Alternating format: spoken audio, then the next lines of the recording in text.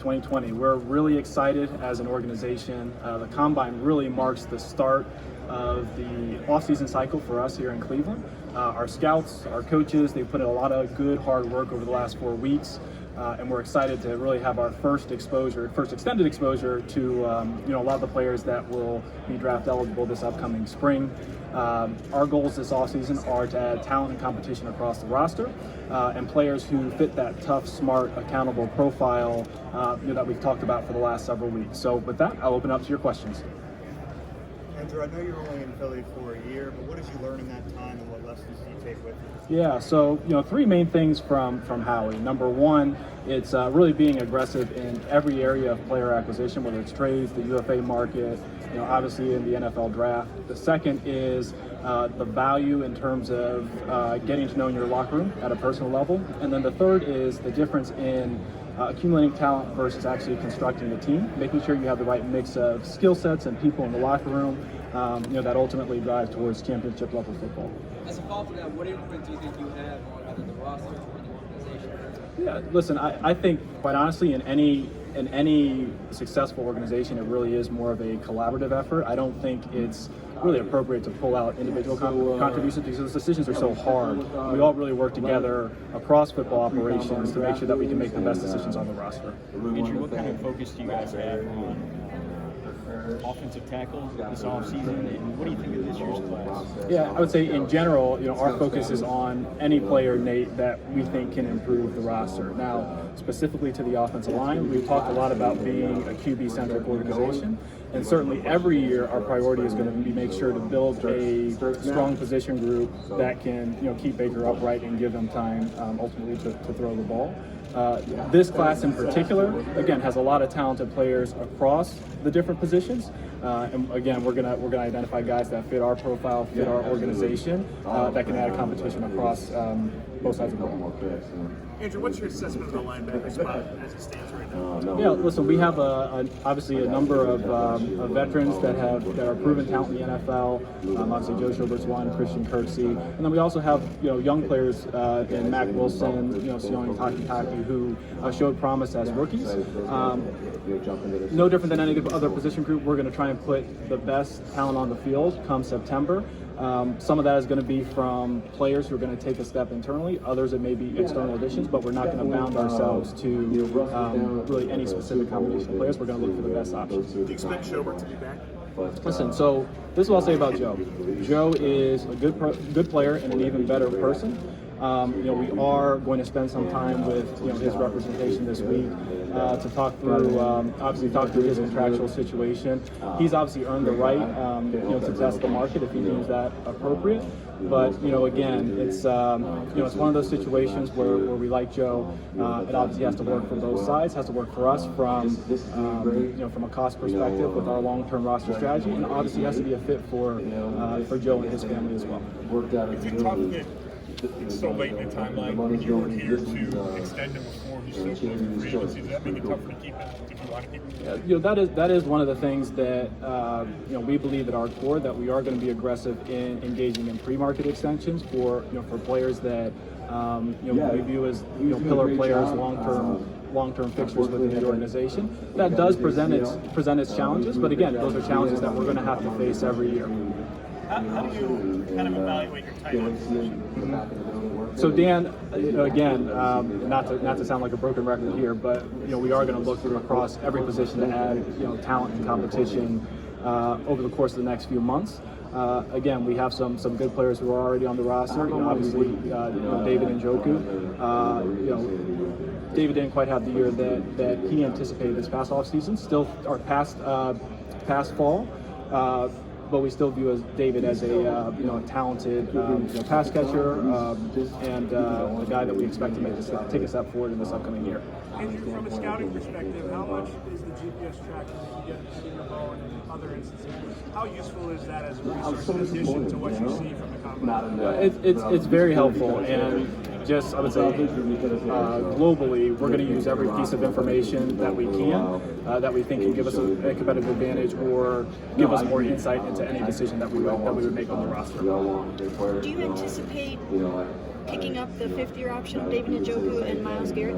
It's a good question, Mary Kay. I wouldn't disclose any of those kind of business decisions in this setting, but safe to say we view both those guys as very, very talented members of our roster, and we look forward to seeing what they're going to do over the next few years. Have you had a chance to kind of meet with Myles since his reinstatement and kind of gauge where his mindset is about coming back? Yeah, so look, we're with Myles and with any player in our organization, we're always going to be very supportive. Had a good conversation with Myles and know that he's very determined to put 2019 behind him and move forward with 2020, and we're excited to see what he's going to do this upcoming season. Andrew, what went into the decision to bring in Ryan Grigson? I mean, I know you guys go back, and what kind of influence can he have this year, and what do you like about him in that role? Ryan is going to serve in an advisory role this spring, and with Ryan, we view him, former general manager, former NFL executive reviewer, very respected talent evaluator across the league.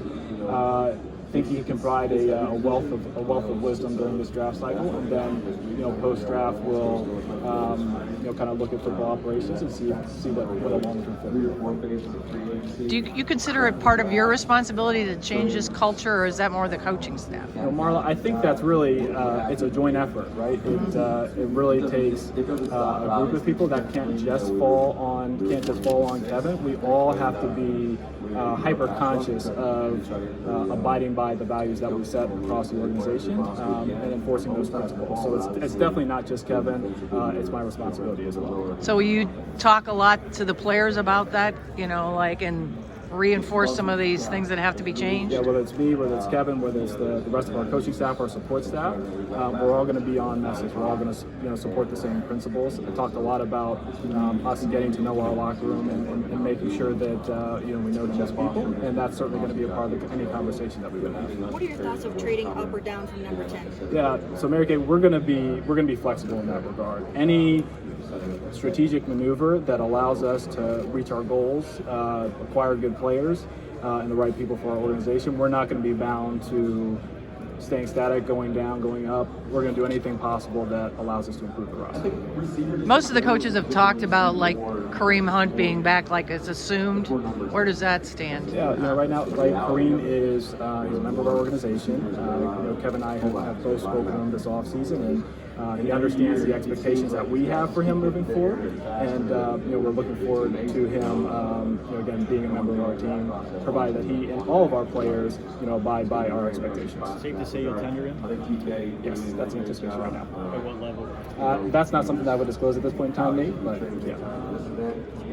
Andrew, there's obviously good depth with OBJ and Jarvis Landry there, but would you guys look at the wide receiver position in the draft to add in some position players behind them? Yeah, so again, I apologize for sounding like a broken record, but any position where we think that we can add a player that can add talent, fits our culture, and improves the roster, we will. So we're not going to limit ourselves to a certain subset of position groups across the roster. When you talk about being flexible, and have to have catch-up time, do you feel this last couple of weeks that you and Kevin have been able to catch up from a scouting perspective and get where you need to be so that you're feeling comfortable? Yeah, Daryl, that's a great question. I actually think that we're in a really good spot, and it's a credit to the existing group within the personnel department. They've done a really nice job of having a very strong foundation for when Kevin and I came in.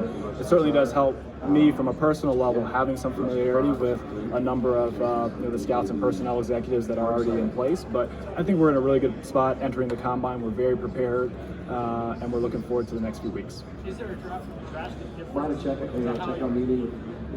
how you're operating and how you're putting things together than, say, a year ago when you left Philadelphia, or do you see somewhat of a seamless? In fairness, at the time that I left for Philadelphia, I can't speak to what really the group did during that time period, so it's probably not an appropriate question for me to answer at this point. What will Paul's role be during the draft? Will he have a significant say, or is it mostly just your Look, Paul, I think it's something we've mentioned before. Paul is very smart, great thought partner, has a ton of wisdom, and he'll certainly be incorporated into a lot of the big decisions that we do, just because he has great insight. So I want as many bright, good minds around me and he'll certainly provide his perspective. Will you be setting the draft board? That does fall in the purview of the general manager and the personnel department, so that's certainly a big part of the responsibility. In terms of Jarvis Landry and Odell Beckham Jr. having surgeries, how does that impact your approach to the wide receiver draft class, free agent class? Do you think you have to kind of add to the pile a little bit? Mary, I don't think it has a significant impact in terms of our strategic planning. Both these guys are well on their way from a rehabilitative perspective, and we expect them to be significant contributors in the fall. So the injury situation is there, from my perspective, wouldn't really influence it one way or another.